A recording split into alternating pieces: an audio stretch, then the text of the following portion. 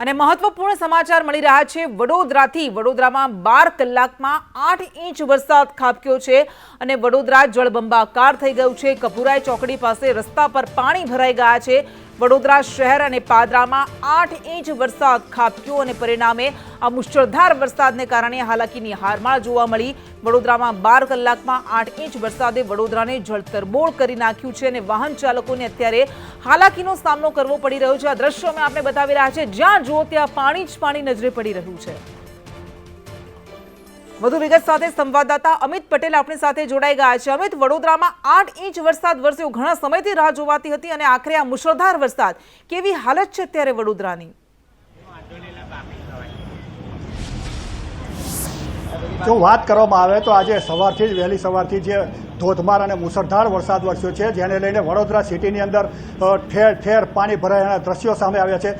સવારથી લઈને અત્યાર સુધી 8 ઇંચ વરસાદ ખાબકી ચૂક્યો છે। ત્યારે કપુરાઈથી સોમા તલાવ 4 રસ્તા વચ્ચે જે રોડ આવેલો છે ત્યાં અત્યારે પણ પાણી ભરેલા જોવા મળી રહ્યા છે। લોકો અહીંયા ઘરમાંથી નીકળી અને બહાર રહેવા જવા માટે મજબૂર બની ગયા છે। મહત્વની વાત એ છે કે આ જે રસ્તો જોવાઈ રહ્યો છે, રસ્તા ઉપર મહિલાઓ છે જે ઘૂંટણસમા પાણીની અંદર ચાલી રહી છે, ઘરની બહાર પોતાનો સામાન લઈને નીકળી રહી છે।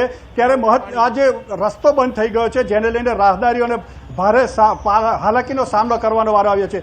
વાત છે આ જે સોમા તલાવથી કપુરાઈ જતો રસ્તો છે અને રસ્તા ઉપર જ્યાં જુઓ ત્યાં પાણી જ પાણી દેખાઈ રહ્યું છે અને કોર્પોરેશનની જે નિષ્કાળજી છે, બેદરકારી છે, જે કામ કરવાની પદ્ધતિ છે, તેને લઈને લોકોમાં એક આક્રોશ પણ જોવા મળી રહ્યો છે।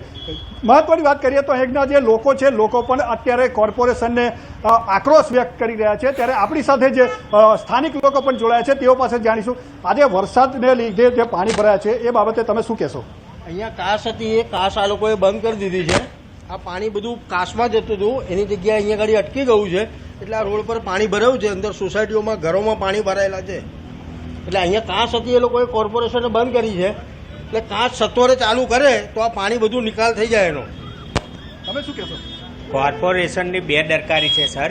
અહીંયા પાણી ભરી ગયેલું છે, કેટલી વખત કમ્પ્લેન્ટ કરી છે પણ કોઈ આનું ધ્યાન લેવામાં આવતું નથી। અત્યારે તમે જુઓ, નાના બાળકો છે, બધા લોકોના ઘરોમાં પાણી ઘૂસી ગયેલ છે અને કોર્પોરેશનની બેદરકારી છે। અહીંયા જે એમ્બ્યુલન્સ પણ અત્યારે પાણીની અંદરથી પસાર થતી જોવા મળી રહી છે। અહીં જે બાઇક ચાલકો છે, બાઇક ચાલકો પણ પોતાની બાઇક બંધ થઈ જતા પાણીમાં દોરી અને જવા માટે મજબૂર બની ગયા છે। અત્યારે અહીંયા ટ્રેક્ટર રાજ ચાલી રહ્યું હોય તેવું જણાઈ રહ્યું છે અને ટ્રેક્ટરમાં લોકો વહન કરી અને પોતાના પાણીની અંદરથી રસ્તા ઉપર ચાલી અને નીકળી રહ્યા છે। દ્રશ્યની અંદર જે દેખાઈ રહ્યું છે એ ટ્રેક્ટર છે, ટ્રેક્ટર અત્યારે પાણીની અંદર ચાલી રહ્યું છે। મહત્વની વાત એ છે કે આ જે ટ્રેક્ટરનું રાજ ચાલી રહ્યું છે અને ટ્રેક્ટર ઉપર લોકો બેસી અને ઘરની બહાર નીકળી અને ફરિયાની બહાર નીકળી રોડ ઉપર પહોંચી રહ્યા છે। જી જે બિલકુલ અમિત, આભાર આપનો તમામ વિગત માટે। તો વડોદરામાં આ હાલાકી છે, આ મુશ્કેલી અપાર છે, કારણ કે મુશળધાર વરસાદ વરસ્યો, પરંતુ તંત્રના પાપે બેદરકારીને કારણે, જેમ હમણાં લોકોએ કહ્યું, સ્થાનિકોએ કહ્યું કે કાસ બંધ કરી દેવામાં આવી અને એના કારણે આ જળભરાવ થઈ ગયો છે। જો એ ખોલવામાં આવે તો આ પાણી ઓસરી જાય એમ છે, પાણીનો નિકાલ થાય એમ છે, પરંતુ એ નથી કરવામાં આવ્યું। તો વડોદરામાં અલગ અલગ ઠેર ઠેર જગ્યાએથી આ હાલાકીની હારમાળા સામે આવી રહી છે। આ મુશ્કેલીઓનો વરસાદ જાણે કે વરસ્યો હોય તેવી સ્થિતિ છે વડોદરાની અને હજુ પણ જે પ્રમાણે મધ્ય ગુજરાતમાં ભારે વરસાદની આગાહી કરવામાં આવી છે, તો આ સમસ્યા હજુ પણ વકરે તો નવાય નહીં।